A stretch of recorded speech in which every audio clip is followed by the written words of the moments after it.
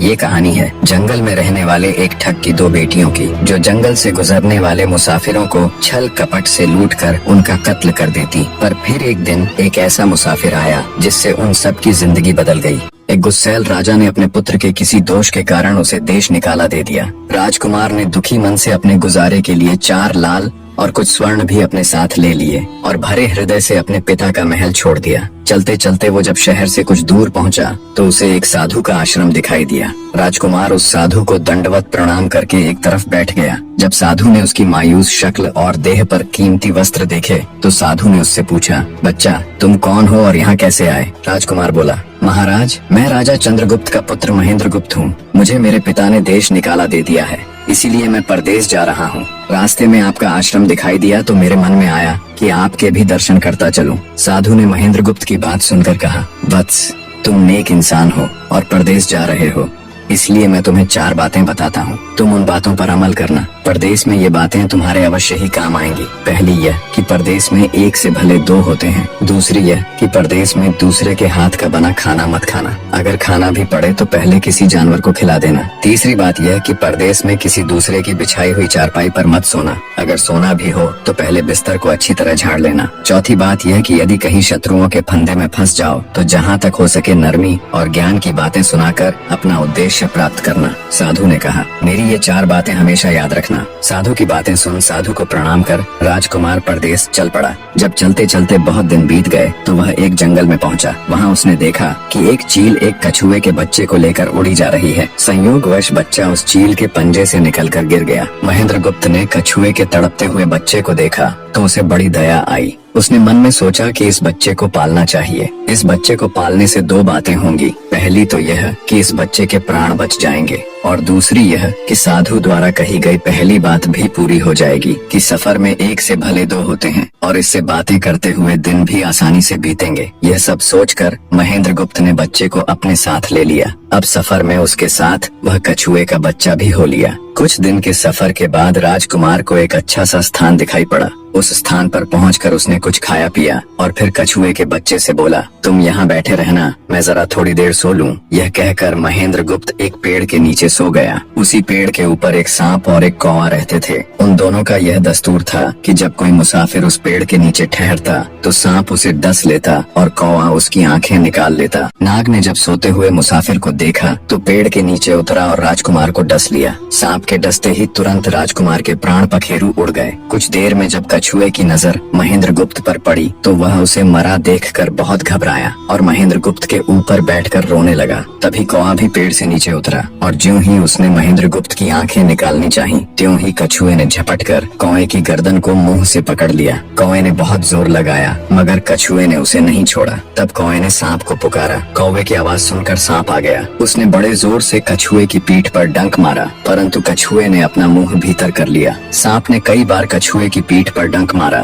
किंतु हर बार कछुआ अपना मुंह अंदर कर लेता। जब सांप का कछुए पर बस नहीं चला तो उसने कछुए से प्रार्थना की कि तुम मेरे मित्र को छोड़ दो। यह सुनकर कछुआ बोला, नहीं, तूने मेरे मित्र को डसा है, अब मैं भी तेरे मित्र की जान लूंगा। तू मेरे मित्र को छोड़ दे तो मैं तेरे मित्र को जीवित कर दूंगा। यह कहकर सांप ने काटी हुई जगह पर मुंह रखकर महेंद्रगुप्त के शरीर से विष खींच लिया और बोला, अब तो मेरे मित्र को छोड़ दे। कछुए ने जब राजकुमार को देखा कि उसे थोड़ा होश आ रहा है और उसका जहर उतर रहा है तो उसने कौवे को छोड़ दिया। जब महेंद्रगुप्त को होश आया तब कछुए ने उसे सांप के डसने का सारा हाल सुनाया। कछुए की बात सुनकर तुरंत महेंद्रगुप्त के मन में साधु की बताई पहली बात खटकी। सोचा, साधु की एक बात तो काम आई कि एक से भले 2 होते हैं। मन ही मन उसने साधु को धन्यवाद दिया और आगे बढ़ चला। चलते चलते कुछ दिनों के बाद जब वे समुद्र के किनारे जा पहुँचे तब कछुए के बच्चे ने कहा, मित्र मेरा देश आ गया है, यदि तुम कहो तो मैं अपने माता पिता से मिलाऊं। उनसे बिछड़े बहुत दिन हो गए हैं, वे बहुत दुखी होंगे। महेंद्रगुप्त ने उसे जाने की आज्ञा दे दी और स्वयं रात को वहीं समुद्र के किनारे उस जंगल में ठहर गया। जिस जंगल में राजकुमार ठहरा हुआ था उसी जंगल में वहाँ से कुछ दूर ही एक ठग का परिवार रहता था। ठग के 2 लड़कियाँ और 4 बेटे थे। उसकी बड़ी बेटी ज्योतिष विद्या जानती थी। जब भी कोई राहगीर, कोई यात्री उस जंगल से गुजरता और उसके पास कुछ कीमती होता तो ठग की बड़ी बेटी अपनी विद्या से जान लेती थी। आज फिर से उसे बहुत दिनों बाद बहुत से खजाने खाने की महक आई। उसने अपने पिता से कहा, ऐसा प्रतीत होता है कि इस जंगल में एक पथिक आया हुआ है। उस पथिक के पास 4 लाल हैं। यदि तुम लोग उस पथिक को यहाँ ले आओ तो उससे लाल लेना मेरा काम है। यदि वे लाल हमको मिल जाएं तो हम जन्म भर के लिए निहाल हो जाएंगे, परंतु उस पथिक को मारना मत, उसे जीवित ही पकड़ लाओ। ठग अपने बेटों के साथ तुरंत उसकी तलाश में निकल पड़ा। वे थोड़ी ही दूर चले होंगे कि उन्होंने देखा एक आदमी एक पेड़ के नीचे सो रहा है। उसे देखकर उन्होंने सोचा कि यह वही पथिक हो सकता है जिसके पास लाल हैं। वे उसे पकड़कर ले गए और अपनी बड़ी बेटी के हवाले करके बोले, इससे लाल निकलवाना अब तेरा काम है। ठग की बड़ी बेटी ने पूरे आश्वासन के साथ कहा, तुम लोग चिंता मत करो, मैं इससे लाल निकलवा लूंगी। ठग की छोटी बेटी ने जब महेंद्रगुप्त को देखा तो वह दिलोजान से उस पर मोहित हो गई। पहली ही नजर में वो अपना दिल उस नौजवान राजकुमार को दे बैठी। भाइयों के डर से कुछ कह तो न सकी, लेकिन मन ही मन उसको बचाने की युक्ति सोचने लगी। कुछ देर बाद ठग की बड़ी बेटी ने खाना बनाया और उसमें जहर मिला दिया। वही खाना उसने महेंद्रगुप्त को परोस दिया। जब थाली महेंद्रगुप्त के सामने आई तो उसने खाने के लिए निवाला तोड़ जैसे ही उसे खाने को हुआ तभी उसे साधु की कही गई दूसरी बात याद आई। उसने थाली में से थोड़ा सा भोजन निकालकर कुत्ते के सामने डाल दिया। जैसे ही उस खाने को कुत्ते ने खाया वो तुरंत मर गया। यह देखकर महेंद्रगुप्त ने भोजन नहीं किया। उसने अपने मन में सोचा कि साधु की दूसरी बात भी काम आई। अपनी इस चाल को असफल होते देखकर ठग की बड़ी बेटी को गुस्सा तो बहुत आया, पर वो अपने गुस्से को अंदर ही अंदर पी गई। उसने महेंद्रगुप्त के सोने के लिए पलंग तैयार करवाया और उससे कहा, जाओ पथिक, ऊपर के कमरे में तुम्हारे लिए पलंग तैयार करवा दिया है, अब तुम आराम करो। कई दिनों की सफर की यात्रा के कारण थका हुआ राजकुमार जब ऊपर आया तो उसे बढ़िया धुली हुई चादर पलंग पर बिछी हुई दिखाई दी। सोचा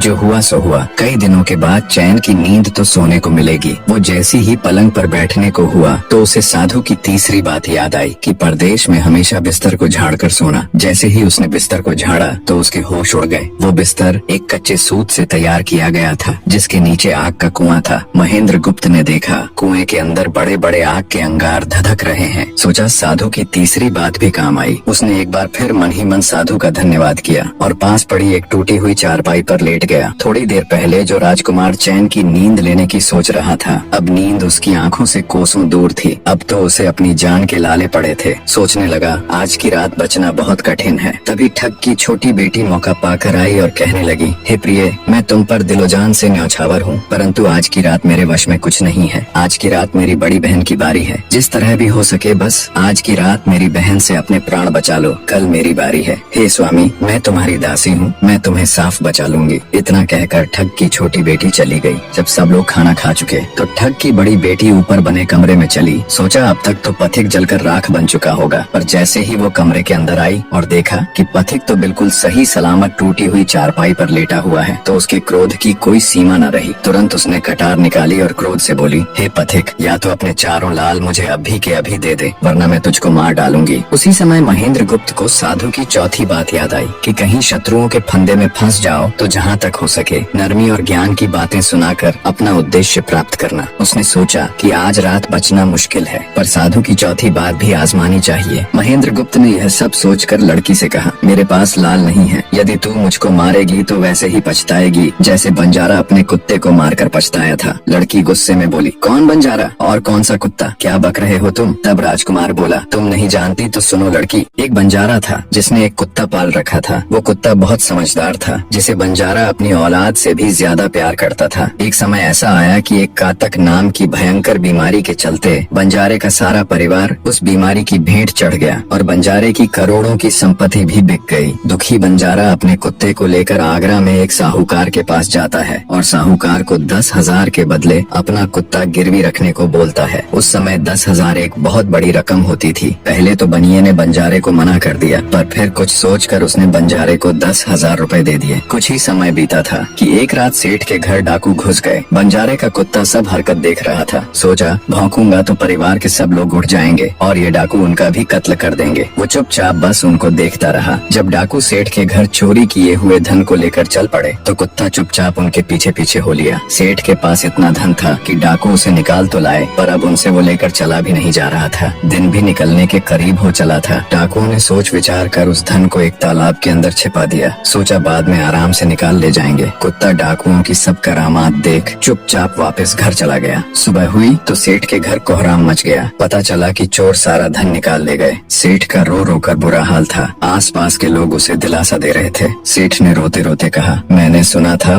बंजारे का कुत्ता बहुत समझदार है, पर ये नमक हराम तो एक बार भौंका तक नहीं। तभी बंजारे का कुत्ता उस सेठ की धोती पकड़कर खींचने लगा। कुत्ते की हरकत देख पास खड़े एक समझदार व्यक्ति ने सेठ से कहा, सेठ जी, ये कुत्ता कुछ कहना चाहता है, हमें इसकी सुननी चाहिए। और सभी लोग कुत्ते के पीछे पीछे हो लिए। सबको लेकर कुत्ता उसी तालाब के पास पहुंच गया जहां रात को डाकुओं ने सारा धन छिपाया था, और तालाब में घुसकर अशर्फियों से भरी थैली अपने मुंह में दबाकर बाहर आया। तुरंत सेठ के नौकर उस तालाब में कूद गए और चोरी किया हुआ सारा धन बरामद कर लिया। सब देख सेठ आंखों में अश्रु लिए कुत्ते से कहता है, मुझे माफ कर देना, मैंने तुम्हें बहुत बुरा भला कहा। सेठ ने वही कागज मंगवाया और बंजारे के नाम चिट्ठी लिखी, भाई बंजारे, तेरे कुत्ते ने मेरे 10,000 पूरे कर दिए। मैं तेरे कुत्ते को तेरे पास भेज रहा हूँ। अगर तुझे और भी 10, 20, 50 हजार की जरूरत हो तो मेरे पास आकर ले जाना। इतने समझदार कुत्ते को मेरे पास छोड़ने के लिए तहे दिल से तुम्हारा धन्यवाद। बनिया चिट्ठी कुत्ते के गले में टांग उसे नम आँखों से विदाई देता है। कुत्ता घूमता घूमता जब 4-5 दिन बाद बंजारे के पास पहुँचता है तो कुत्ते को आता देख बंजारे के तन बदन में आग लग जाती है। कहता है, मैं तुझे बनिए के पास गिरवी रख कर आया था और तू वहाँ से भाग आया। तूने मेरी बेइज्जती करवा दी। गुस्से में अंधा हुआ बंजारा तुरंत पिस्तौल निकाल कुत्ते को गोली मार देता है और सिर पकड़कर वहीं बैठ जाता है। कुछ देर बाद जब उसकी नजर कुत्ते के गले में टंगी हुई पर्ची पर पड़ी तब बंजारा वो पर्ची निकाल उसे पढ़ता है। पर्ची पढ़ते ही बंजारा फट पड़ता है। वो दहाड़े मार मार खून के आंसू रोता है। पर अब भला क्या हो सकता था। बंजारे की कहानी सुना महेंद्र गुप्त ठग की बेटी से कहता है, एक और कहानी सुनो लड़की।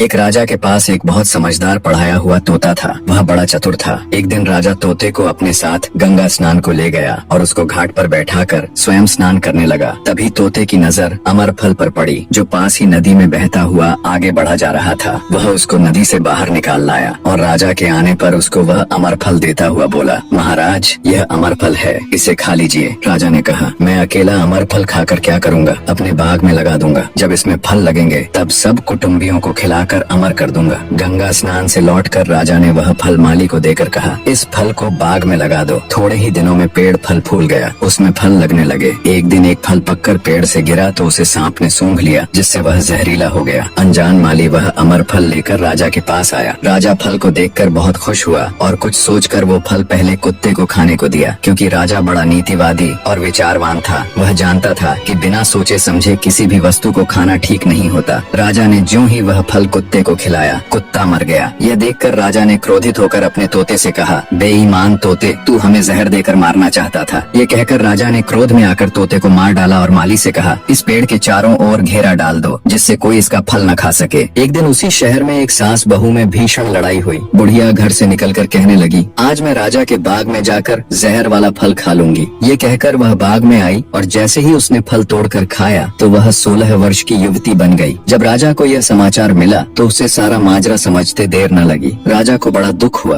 वह कहने लगा, वास्तव में यह अमर फल ही है, मैंने व्यर्थ ही इतने समझदार तोते को मार डाला। इतनी दास्तान कहते कहते सवेरा हो गया। तब ठग की बेटी ने महेंद्र गुप्त से कहा, आज तो तूने मुझे बातों में लगाकर अपनी जान बचा ली, परंतु आज रात मेरी छोटी बहन की बारी है, वो तुझे हरगिज जीवित न छोड़ेगी। जब ठग की छोटी बेटी को पता चला कि महेंद्र गुप्त जिंदा और बिल्कुल सही सलामत है तो उसकी खुशी का ठिकाना न रहा। अपनी बहन को दिखाने के लिए ऊपरी मन से बोली, तुम निश्चित रहो बहन, मैं आज इससे लाल लिए बगैर छोड़ने वाली नहीं हूँ। दिन बीता और रात हुई। तब ठग की छोटी बेटी महेंद्र गुप्त के पास गई और बोली, भगवान का शुक्र है जो तुमने चालाकी से अपनी जान बचा ली। महेंद्र गुप्त बोला, तुम सब ऐसा क्यों करते हो? तब ठग की छोटी बेटी बोली, हमारी तो यही रीति है कि मेरे भाई और बाप मुसाफिरों को पकड़ कर लाते हैं और हम बहनें अपनी चालाकी से उनसे माल हथिया कर उन्हें मार डालती हैं। फिर वह बोली, पर तुम चिंता मत करो, अब मेरी बारी है और मैं तो दिलो जान से तुम्हारी दासी हूँ, तुम्हें जैसा समझ पड़े वैसा ही करो। यह सुनकर महेंद्र गुप्त बोला, प्रिय, तुम भी मुझे देखते ही पसंद आ गई थी। दिल करता है कि हर पल तुम्हारे पास ही रहूं। तुम अपनी बड़ी बहन की तरह नहीं हो, तुम एक नेक दिल औरत हो, तुमसे मेरा कुछ भी छिपा हुआ नहीं है। उसकी बात सुनकर ठग की बेटी ने कहा, तुम कहते हो कि मुझसे कुछ भी छिपा नहीं है, तो फिर वे लाल कहाँ हैं? महेंद्र गुप्त ने कहा, वो चारों लाल मेरी जांघ में है, अगर तुम निकालना चाहो तो निकाल लो।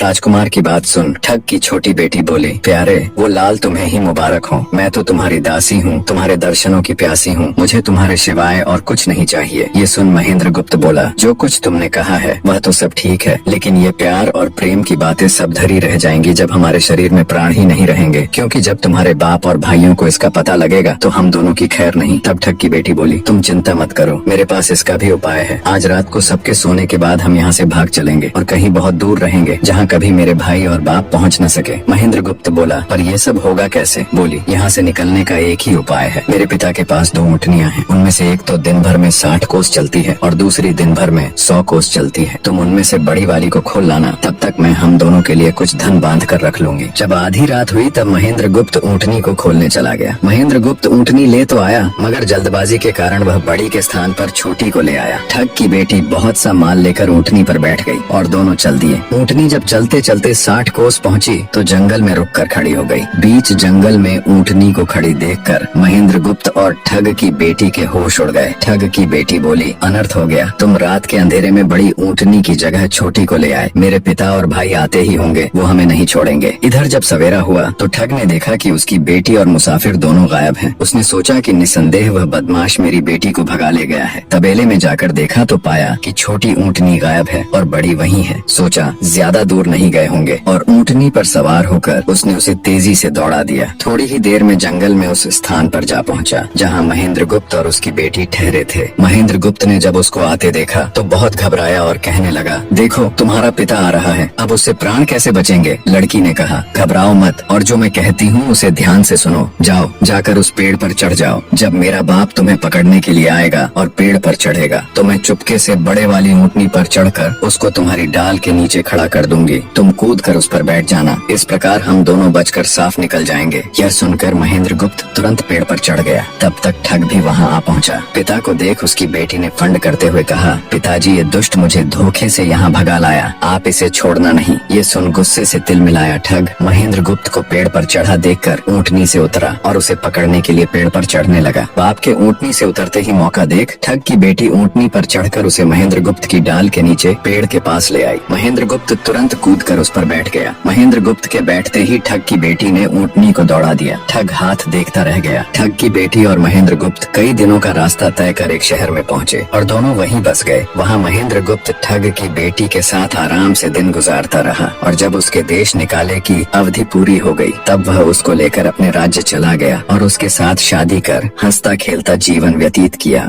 निष्कर्ष, महेंद्र गुप्त और ठग की बेटी की यह कथा हमें यह सिखाती है कि प्रेम और विश्वास का बंधन सबसे मजबूत होता है। जब बुद्धिमत्ता, धैर्य और निस्वार्थ प्रेम मिलते हैं तो असंभव को भी संभव बनाया जा सकता है। जीवन में चाहे कितनी भी कठिन परिस्थितियां क्यों न आए, सही निर्णय, संयम और परस्पर विश्वास हमें हर संकट से बाहर निकाल सकते हैं।